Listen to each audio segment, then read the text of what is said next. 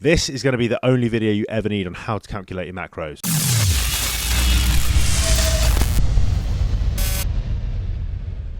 So macros, macronutrients, carbs, proteins, fats, what are they? Where should they be? Depends what your goal is. So do you want to build muscle? Do you want to lose fat?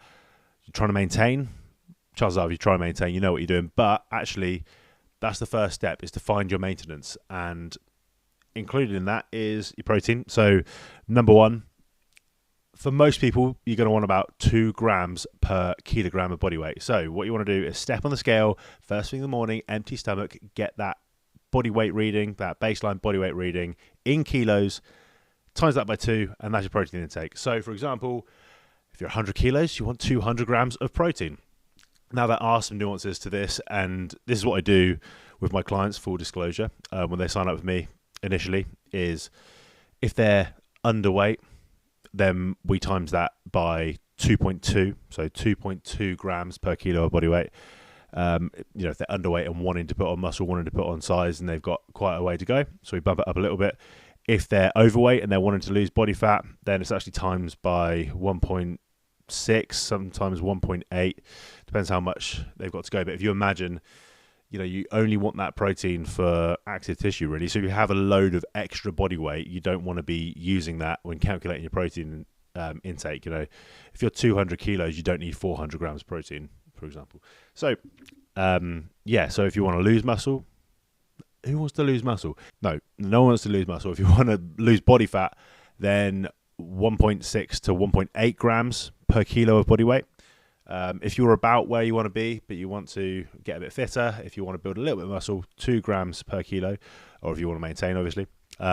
Or if you want to build quite a bit of muscle, 2.2 grams per kilo of body weight. Okay, so that leads us on to the next macronutrient, which is fat. So this is where it gets a bit more nuanced again with the fats. You're going to want to think about where your goal is kind of short term. So what I like to do is to think of where you want to be in 3 months' time. So if you're trying to put on muscle, realistically, in 3 months, you're probably going to put on at most 6 kilos.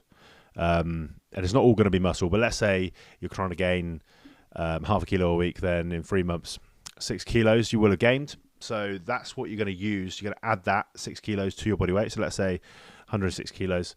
And then you times that by 0.8. If you're about where you want to be again, if you're maintaining, then it's going to be your body weight times 0.8. And if you're trying to lose weight, where do you want to be in 3 months' time? Well, maybe you will have lost, let's say, a kilo a week. Then it's 12 kilos, and you take away that 12 kilos from your body weight and times that by 0.8, okay? So, for example, I'm going to use myself again, for example, around 100 kilos that I'm trying to maintain. Then it's going to be about 80 grams of fat. So 0.8 times 100 kilos, 80 grams of fat per day. Okay, so that leaves us with carbohydrates.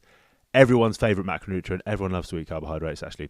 Some of you don't, but you're crazy. So how do we find out what our carbohydrates are? Well, what I like to do is, now we've got our protein and we've got our fat, I want to find out your total daily calorie intake. So this is where it becomes a bit more person dependent. So it depends on how active you are, but most people I find tend to fall between around 12 to 16 calories, and this is where it switches, per pound of body weight, okay? So this time we're going to want to measure in pounds instead of kilos. Just times that kilo amount by 2.204, and then you get roughly how many pounds you weigh. So let's use my example again. I'm 100 kilos. That's about 220 pounds. And to maintain my body weight, let's say we're going to times that by 15, and we end up with 3,300 calories, okay? So that's our total calories, but how do we find out our carbohydrates? Well, so we want to get rid of the calories that we've used for protein and fat, which we've already calculated, and then whatever's left is left over for carbohydrates. So we know we want 200 grams of protein. So what we do is we times that by 4, because it's 4 calories per gram of protein.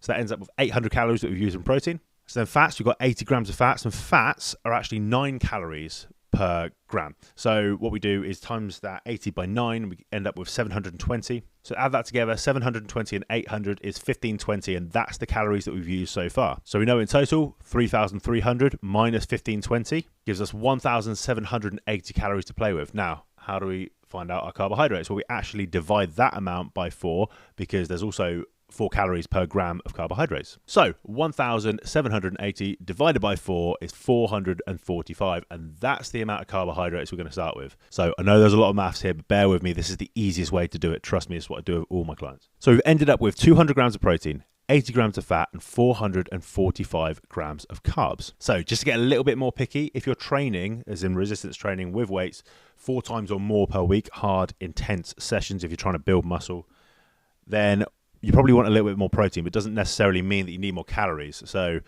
what I like to do in that case is probably take 10% of your carb intake and actually put it over into your protein. So in this case, an extra 45 grams or so of carbs will go to protein, and overall the calories are the same, okay?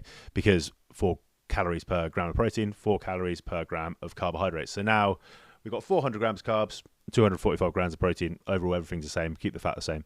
There we have it. That's our maintenance calories and maintenance macros. Everyone's going to be a little bit different. So what you want to do is actually run that for a week or two, see where your body weight is, and see where your strength is in the gym as well if you're training. And make sure that's around about holding your body weight after 2 weeks, and make sure that you've at least maintained your strength there. And if you've dropped weight, that you know that's under your maintenance. And if you've gained weight, you know that's above your maintenance. And then you can just adjust from there. And the one thing that I'd adjust more than anything else probably be your carbohydrate intake. So lower your carbs down if you're trying to lose body fat, and bump your carbs up if you're trying to build muscle. Easy as that. Now, if you're really serious about building muscle and losing fat, go to my website, themusclearchitect.com, and get your own custom plans. You can get a custom training and diet plan in one. It's what I do, okay? It's what I'm here for. So if you want to take all the guesswork out of the equation and actually make some serious progress, fill in the contact sheet on the homepage and you can book in a consultation call with me and we'll go from there. Subscribe, like, do all the nice YouTube stuff, and I'll see you in the next video.